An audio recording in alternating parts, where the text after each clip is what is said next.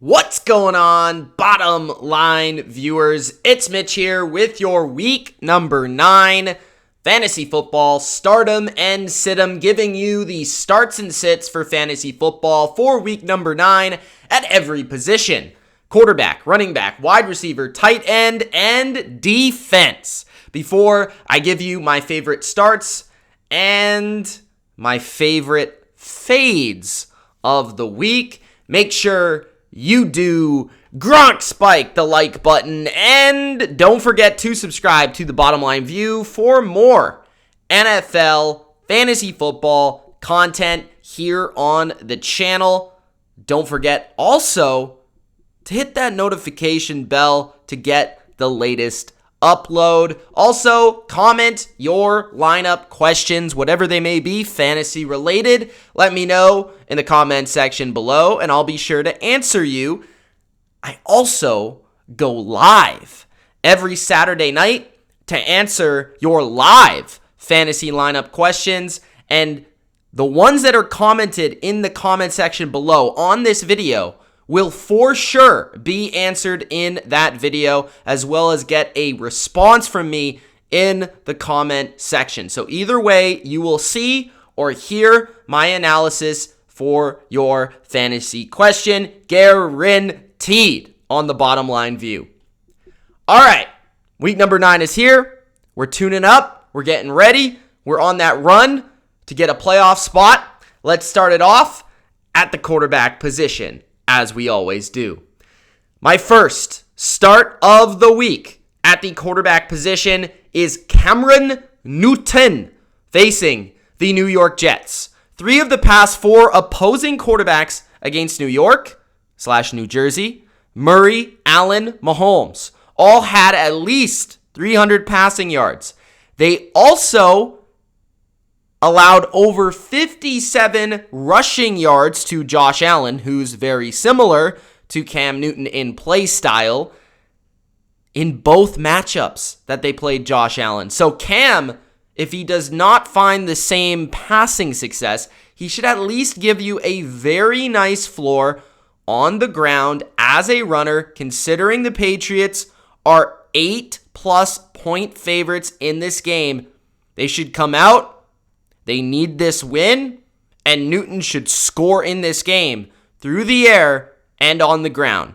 Speaking of Josh Allen, I have him also as a start this week, facing the Seattle Seahawks defense that is allowing the most passing yards per game in the NFL at 366, guys. You gotta start the quarterback that faces Seattle. This game in Buffalo is supposed to be a little bit nicer in weather as well, which helps. Tom Brady versus the New Orleans Saints. Tom Brady, man, he is going to be a top 5 fantasy quarterback, in my opinion, for the rest of the season. Why, you ask? Well, Antonio Brown has joined the team. Chris Godwin is healthier. Mike Evans is in the lineup and getting healthier. Rob Gronkowski looks like he has his old legs. I mean, this team, this offense, this passing game, is there a more explosive passing offense in the league? With these 3 receivers, plus Scotty Miller, plus Gronk, plus the backs, plus a great offensive line in front of him, Tom Brady is playing fantastic. And then you throw in the matchup.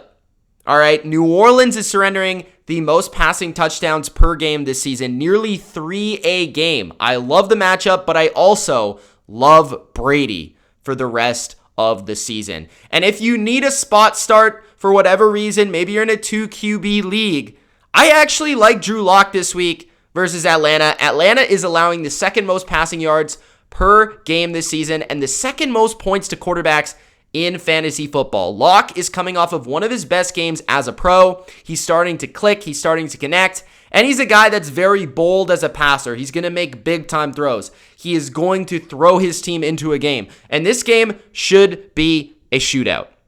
My quarterback sits this week: Phillip Rivers versus Baltimore. Baltimore has held 3 quarterbacks in a row under 215 passing yards. Joe Burrow, Carson Wentz, Ben Roethlisberger. Rivers has played a ridiculously easy group of defenses this year and a ridiculously easy schedule. The easiest schedule in the NFL thus far for any NFL team. The Colts. The Ravens, I think, are a different level of defense that Rivers really hasn't seen much of so far this year. They have an excellent secondary. They're extremely aggressive in their zero blitz packages. And for a guy that lacks mobility, it's going to be trouble because Rivers is just simply not the same quarterback, not the same passer.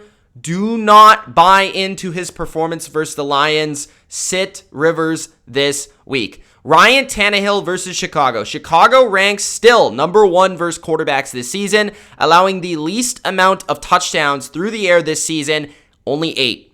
Tannehill is a matchup quarterback in fantasy, in my opinion. He's not playing as well. He's not connecting on the deep ball as much. His accuracy has taken a hit. Regression we knew was coming. I think you sit Tannehill this week. Keep him on your team for a potential start down the line here. But you have him on your roster as a 1-2 punch kind of quarterback. So I would fade him in week 9. Drew Brees takes on the Bucs. Do you remember the last time Drew Brees played the Bucs? He had 160 yards. That's it. And Brees, yes, he's getting Michael Thomas back. I understand. But the Bucs, they're an excellent defense, especially when it comes to slowing down an offense that is made for yards after catch, like Alvin Kamara, Michael Thomas, and the Saints offense. They have also forced the most interceptions in the NFL with 11. Brees, I just don't love the matchup this week. I think he'll be good with Thomas coming back going forward. But in Tampa Bay, outside of the dome, in windy weather, which is expected in Tampa Bay, this is not a spot for Drew Brees. Teddy Bridgewater versus Kansas City. The Chiefs have allowed just 2 quarterbacks to pass for multiple touchdowns this season, allowing just 9 touchdowns through the air through 8 games, which is tied for second best in the league. Chiefs are a sneaky good defense. Bridgewater does get Christian McCaffrey back, but this may mean that they actually run the ball more, having their stud running back. So I'm fading Bridgewater this week. There's no real reason to play him because you're probably not stuck with him as your starter. My running back starts. Chase Edmonds versus the Miami Dolphins. Edmonds is a must start across the board. He is for sure in your lineups this week. Unless you're in a 2 or 4-man league, he is in a lineup this week. That's how high I am on him. Okay? 2, 3 running back options. Edmonds is for sure in the lineup. The Finns are allowing the 7th most points to running backs this year. They have a good pass defense, great corners. They're going to be able to force the Cardinals out of big-time passing situations. And the Cardinals are going to want to keep the ball on the ground because that's where you can attack Miami. They also are without Kenyon Drake. So Edmonds is the main man, and to me, the main man to start. He's an excellent receiver.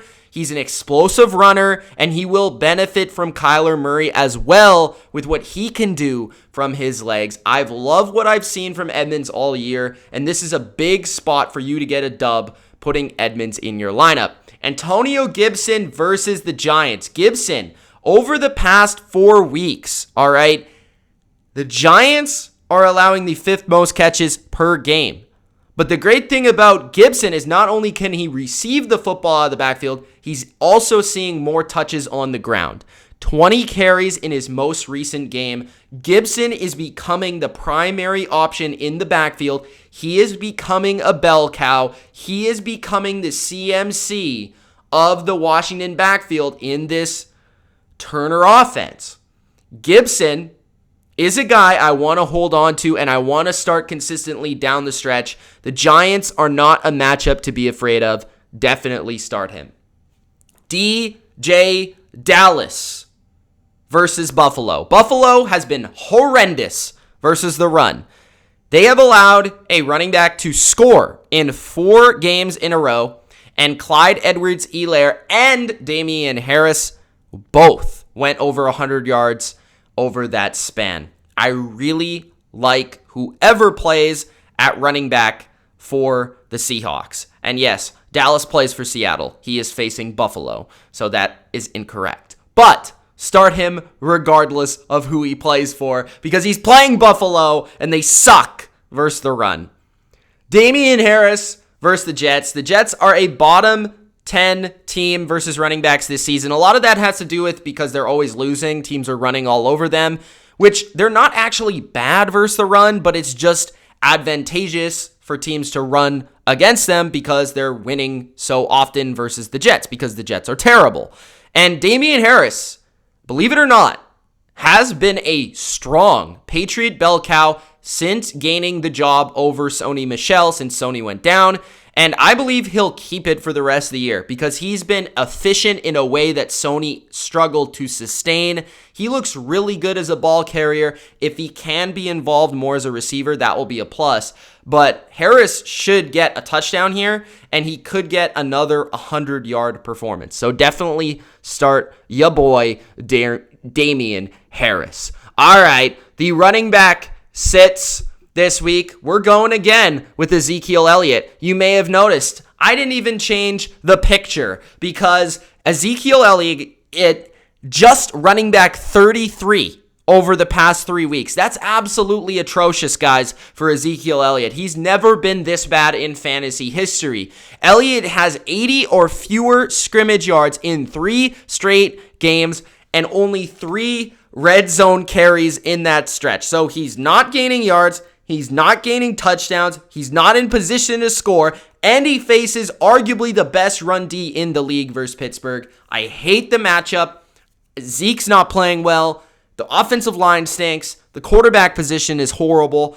I just am not starting Zeke. I don't care that his name is Ezekiel Elliott. He is not the same player. Mike Davis versus Kansas City. I do need to throw this out there as a sit because if Christian McCaffrey plays, which he is expected to, I am not playing Davis. I don't care if you want to play him as a flex. Just don't do it, guys.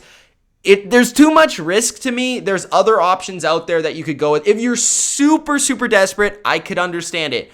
But outside of that, you shouldn't be starting Davis because what if he just completely becomes an afterthought, which is totally possible because CMC was getting more touches, more snap share than any other running back in football. So just don't start Davis, please. Unless Christian McCaffrey doesn't play for some reason. Then you start him. Singletary versus Seattle.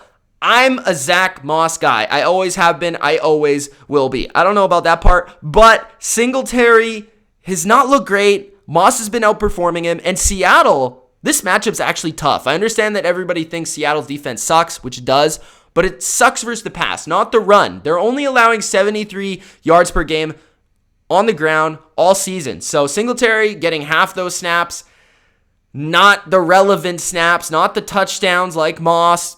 Maybe he'll get a few receptions. He is a rough flex start this week if you really need it, but I would prefer to sit him.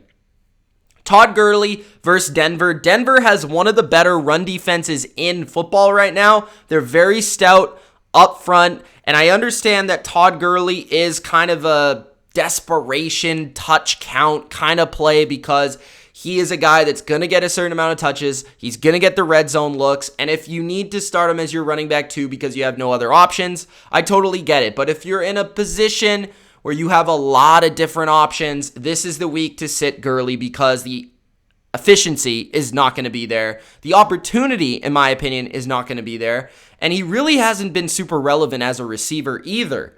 So outside of standard leagues, if you're in full PPR, he's just not super attractive in week number 9. My wide receiver starts. There he is, baby.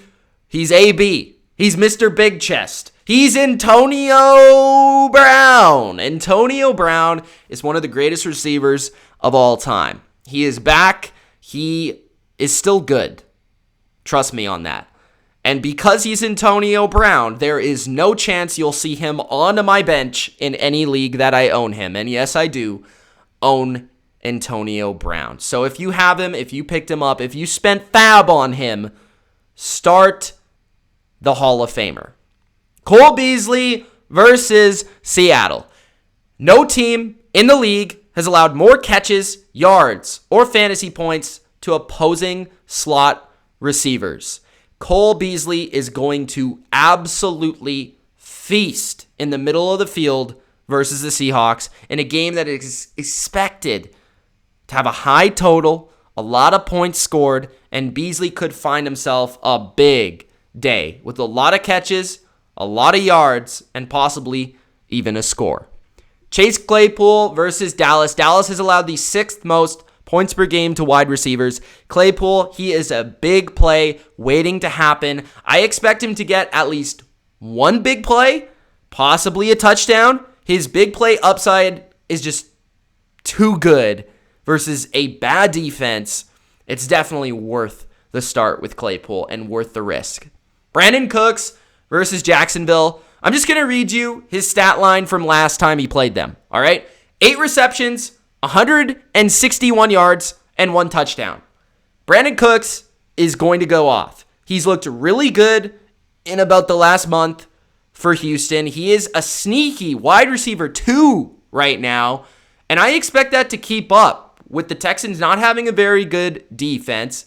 And down the stretch, the matchups aren't amazing, but Cooks is getting a lot of targets, a lot of looks as the guy that is getting less attention between him and Fuller. So Cooks is going to feast versus one of the worst defenses in football.